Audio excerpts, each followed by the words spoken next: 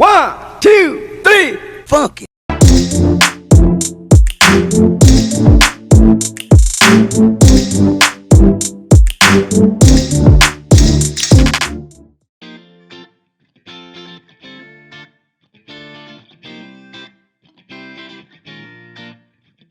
Bonjour Julien. Bonjour Théo.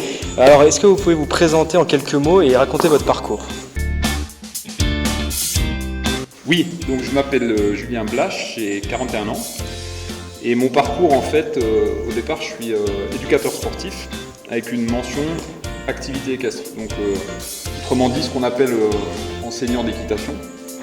Et puis, en fait, au fur et à mesure de ma pratique d'enseignant, je me suis rendu compte qu'il y avait des situations dans lesquelles j'avais du mal à accompagner des gens, notamment en compétition. Quand il y avait, par exemple, des difficultés de gestion des émotions, de confiance, de gestion des objectifs. Et ça m'a incité à me former à ce qu'on appelle le coaching et la préparation mentale. Donc, du coup, j'ai repassé un diplôme universitaire dans ce domaine-là. Et puis, progressivement, tout ça m'a amené à quitter un peu le monde équestre, enfin en tout cas le quitter temporairement, parce que j'y suis toujours en partie, pour ensuite accompagner des publics dans le domaine de l'entreprise et dans le domaine de la formation. Donc en fait, le principe de pouvoir exercer ce qu'on appelle l'équi-coaching tient justement à pouvoir avoir plusieurs spécialités, donc autrement dit à la fois la partie connaissance des chevaux et puis également toute la partie accompagnement, ce qu'on appelle plus communément le coaching. D'accord. Du coup, le horse coaching, qu'est-ce que c'est? Alors le horse coaching, en fait, il a deux appellations. On appelle soit effectivement le horse coaching, soit l'équi-coaching. Donc c'est une pratique d'accompagnement qui introduit donc évidemment l'animal cheval avec Obi-Wan qui représente son espèce. Et donc en fait c'est une pratique d'accompagnement qui vise finalement, alors il y a plusieurs objectifs, soit on peut travailler sur des aspects simplement de relation de communication, autrement dit comment est-ce que je rentre en communication ou en relation avec un autre individu. Alors là il se trouve que c'est une relation qu'on appelle interspécifique, c'est-à-dire d'une espèce à l'autre. Mais on peut faire plein finalement de transpositions à ce qu'on peut vivre nous dans la relation interpersonnelle. Alors donc il y a tout cet aspect-là, relation de communication, il y a tout un aspect qui est un aspect de management, c'est-à-dire que moi je travaille beaucoup sur des séminaires managériaux et même en formation on travaille là-dessus avec des groupes de formation qui se préparent au métier de manager, puisqu'on peut aussi constater finalement de quelle manière on cherche à exercer de l'influence sur l'autre. Et tout ça en illustrant avec donc du coup nos partenaires les chevaux.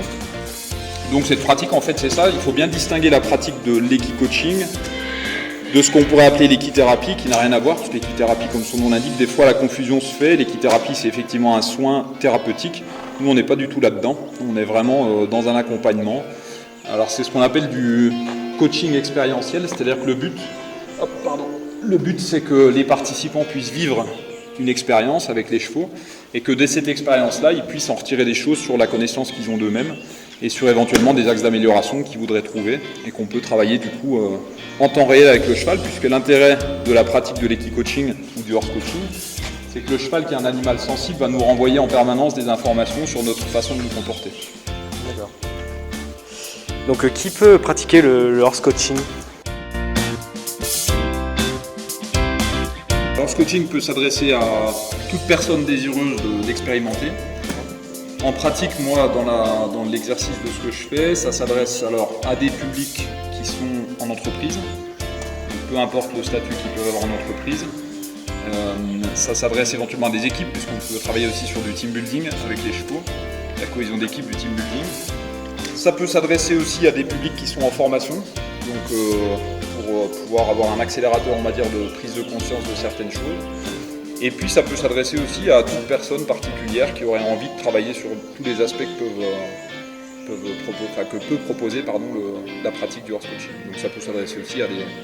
Moi j'utilise aussi avec des sportifs dans le cadre de la préparation mentale. On peut l'utiliser avec des parents pour travailler sur la relation parent-enfant. Voilà. C'est assez large comme champ d'application. Donc du coup, est-ce qu'il y a un nombre de séances minimum pour voir des changements?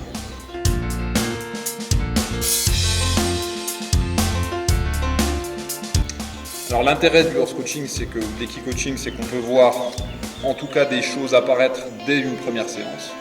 Après évidemment, si on veut travailler sur l'ancrage en fait des changements, le fait de pouvoir multiplier les séances, ça va permettre de multiplier l'expérience et du coup de pouvoir se réajuster en permanence par rapport à la situation.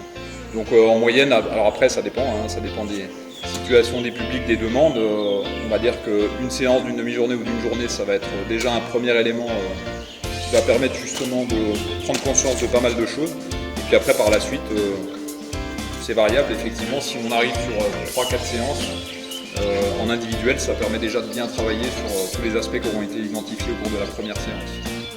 D'accord. Donc d'où vous est venue l'idée de faire des cours d'équicoaching?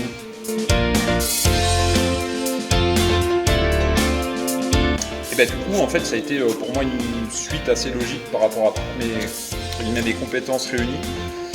Et en fait, l'idée est venue de la rencontre en fait, avec Olivier Dalla Piazza, qui dirige le service formation de la Chambre de commerce, que j'ai rencontré et avec qui du coup on a décidé finalement de proposer cet accompagnement aux stagiaires qui sont en alternance et qui se formaient notamment au métier de manager. Donc, le projet est né comme ça et moi ça fait une dizaine d'années maintenant que j'utilise l'Equicoaching comme outil pédagogique pour pouvoir former des salariés d'entreprise, des jeunes et des moins jeunes en formation. D'accord.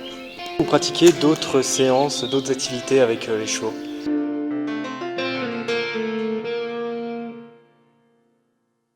Alors moi, à titre professionnel, oui, puisque j'enseigne toujours l'équitation classique, on va dire, à des gens qui font de la compétition ou non. Et puis j'interviens aussi pour une association qui fait ce qu'on appelle pour le coup de l'équithérapie ou de l'équicie, qui est un accompagnement avec une vocation de soins à destination de publics qui peuvent être en souffrance, on va dire, ou en difficulté passagère ou durable. D'accord.